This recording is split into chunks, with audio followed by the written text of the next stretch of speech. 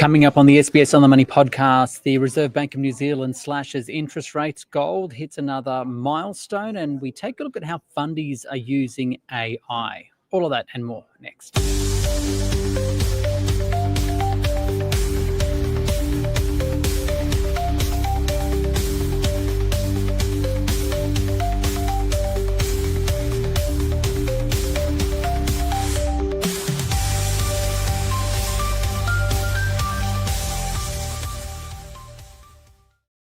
Hi everyone, welcome to the SBS On The Money podcast for this Wednesday, the 8th of October 2025. It's a day where the Australian share market fell, but only just by 0.1% to 8,947. That's on the S&P ASX 200. We'll have the details soon with Armina Rosenberg from Minotaur Capital. She'll also go through why the gold price hit through that $4,000 milestone, and she'll tell us how she's using AI in investing. But first, the Australian dollar surged to above $1.14 New Zealand today, a level last seen briefly in 2022 and then back in 2013 when the Aussie dollar was benefiting from the iron ore boom. Today's spike, though, followed a greater than expected 50 basis point cut in official interest rates by the Reserve Bank of New Zealand to 2.5%. That's despite a recent pickup in inflation and widens the spread between New Zealand and Australian interest rates, which are at 3.6%. For more, I spoke with the Chief Economist of ASB Bank in Auckland, Nick Tuffley. Nick, so 50 basis points is a big move from the Reserve Bank of New Zealand. Why was it needed, especially with inflation at the top of its target band? When the Reserve Bank's looking ahead, whilst it is worried about inflation hitting 3% or so again in short order, what it's doing, it's looking ahead to next year where it is expecting inflation will fall back down.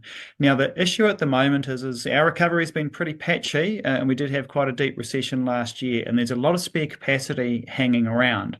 And that's what the Reserve Bank is focused on, the fact that there'll be a lot more downward pressure than it had been expecting on inflation when you're starting to look ahead to next year. Can you maybe give us a bit of a run through on what the challenges the New Zealand economy is facing at the moment exactly?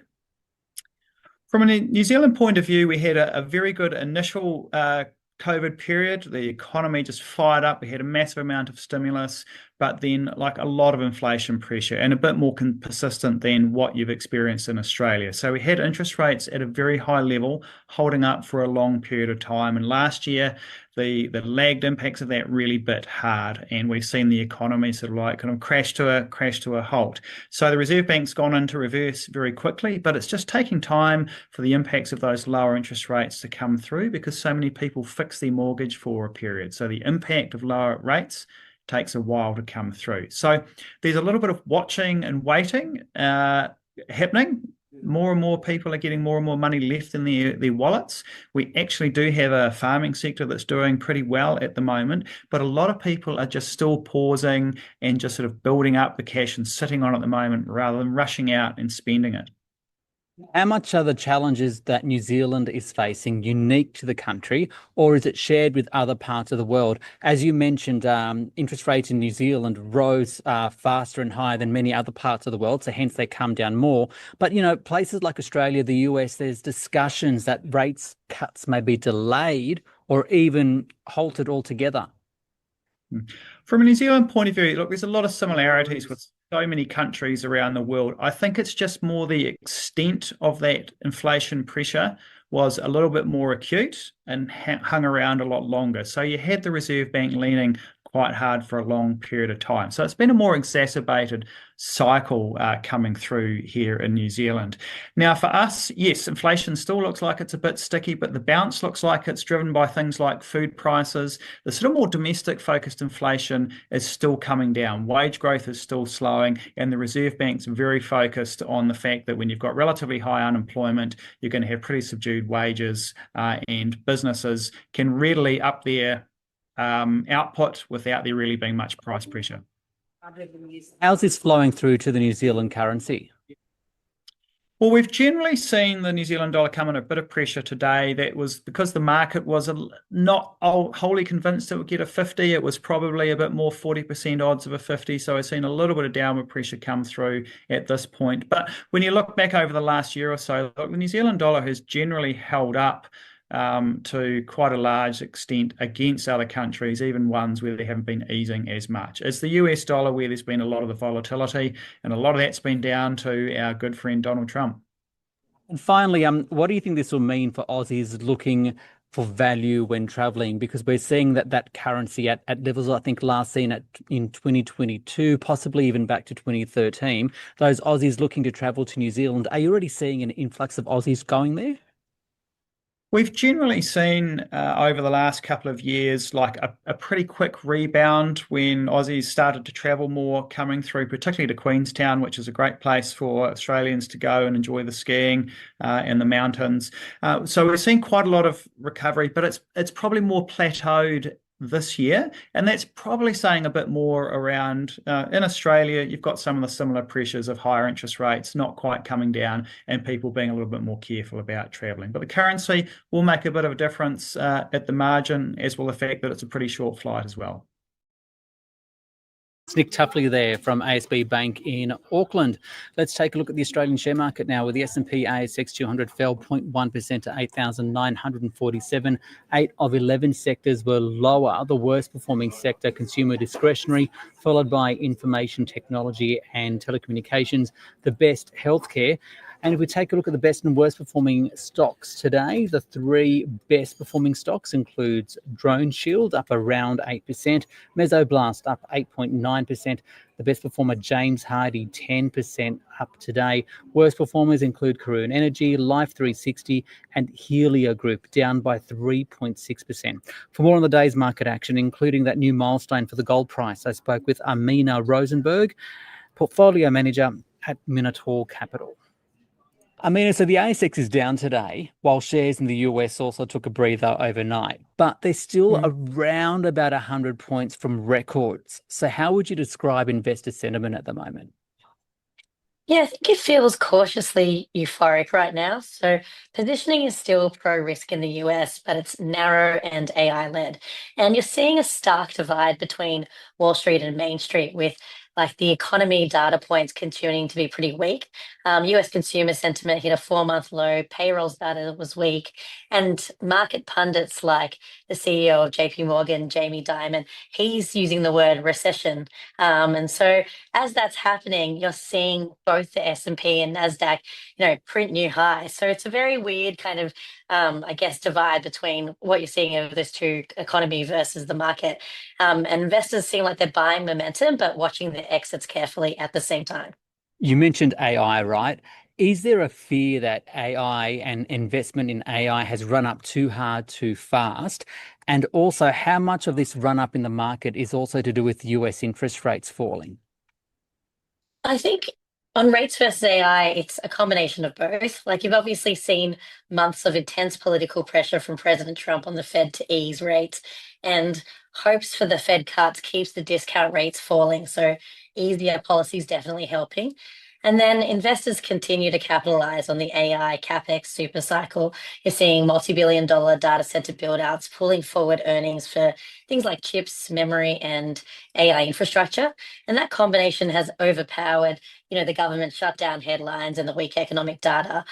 I think it's too complicated to say a definitive yes or no to the whole, I guess, fears that AI is a bubble.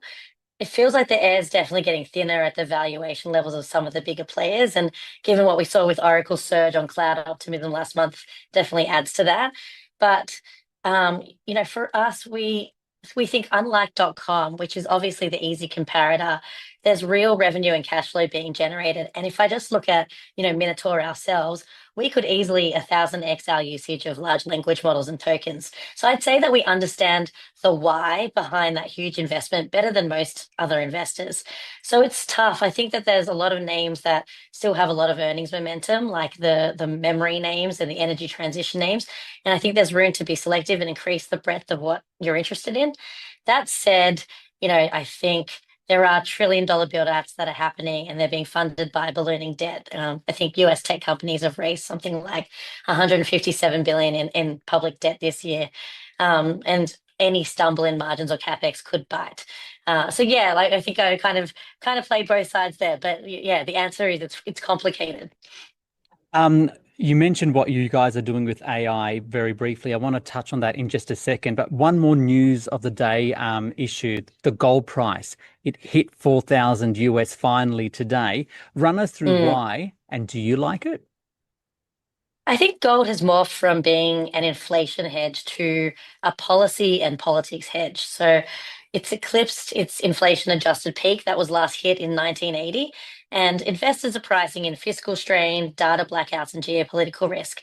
We've been doing a little bit of work on gold. Unfortunately, we haven't owned it in the portfolio, but I do like it as a diversifier. And actually, I think the opportunity could be seeing that breadth go into other precious metals like silver and copper and platinum and titanium. We look at a few quant indicator models as well, and they're flagging precious metals as being one of the top ranked global industry on both revisions and momentum, which supports that structural bid that you're seeing. Okay, you mentioned AI before.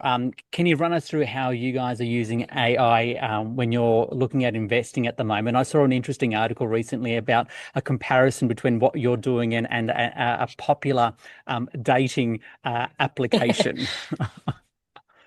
Yeah, so we've developed our own proprietary in-house internal use only software, and we use AI and large language models in every step of the research process when it comes to things like selecting and filtering and doing research on stocks to go into the portfolio. That we've called that software Torient because it's a combination of our company name Minotaur and orientation because it tells us where to go and what to look for. People love the Tinder feature. So, once Torient brings us an idea, we can swipe left or right on it. And if we swipe right on it, that's basically us wanting a first date with the stock. And that means forming an initial impression of whether it's worth doing more work on or not. And when we've swiped right, Torient generates us what we call a snapshot of the company, which is a quick overview of what the company does, its revenue and earnings drivers, the bull and the bear case, what makes it interesting. AI writes that entire report. So it kind of tells us whether initially it's worth doing more work on the company. And then as we go, Torient, then you can think of Torient as like our digital twin, an analyst who basically does all of the grunt work for us and helps us think about and assess investments going forward. How trustworthy is it? In other words, can you get catfished? Love that comparison. Look, I think you can get catfished, but similar to Tinder, like you can walk into the bar, give a quick assessment of the person, and then walk back out if you want. That's kind of similar to us. So we do deeper work and deeper dives on the company. We would never let Torient just run rampant on our portfolio and choose the ideas for us.